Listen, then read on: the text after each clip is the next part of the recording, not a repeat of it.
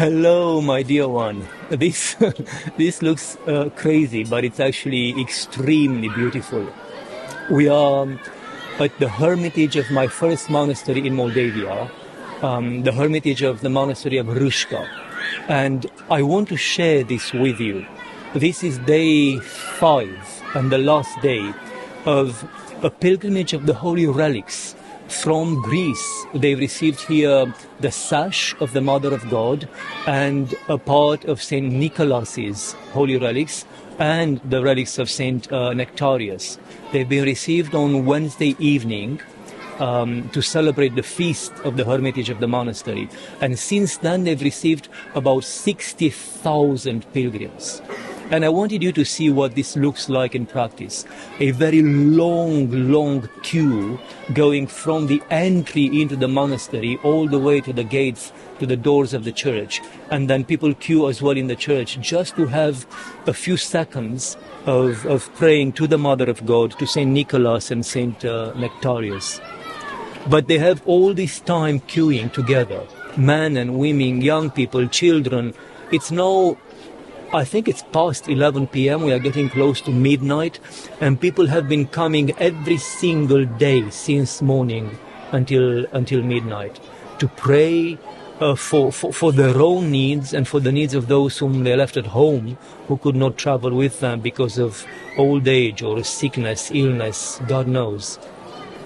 Every time I experience something like this, I'm reminded that every single person we meet, every single person who came, these tens of thousands of people who have been queuing to venerate the holy relics, every single one of them carries some pain, some suffering, some darkness that they need help with.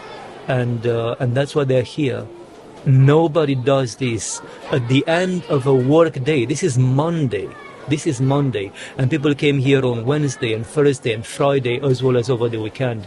Nobody comes here at the end of a long work day to be queuing for hours, to have the blessing of venerating the holy relics for maybe 2-3 seconds. Nobody does this without great pain, great suffering in their hearts. This is when I mentioned to you about a faith or a nation that is shaped by their faith. This is what I mean. These are not people who come here if their work allows them. These are people who take days off if they have to, in order to travel for many hours to be here and to venerate. And this is a type of monastic life that opens the gates and creates these opportunities for the faithful around the monastery. These are monastics who have come to the hermitage of the monastery. This is in the middle of the forest. They have to drive for about 15-20 minutes through the forest to reach here. These are monks who ran away from the world, and yet they create these opportunities of prayer for these people because they are aware that most of these people will never have the financial means to actually go to Greece and venerate these relics. This is love on both sides, and love feeds their prayer, and I could not be more touched and proud in the best possible way when I see something like this. May God bless you. May we all learn something from the simple, practical, sacrificial faith of these peasants, because heaven is filled with them.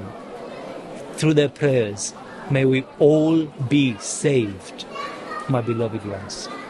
Amen, amen, amen.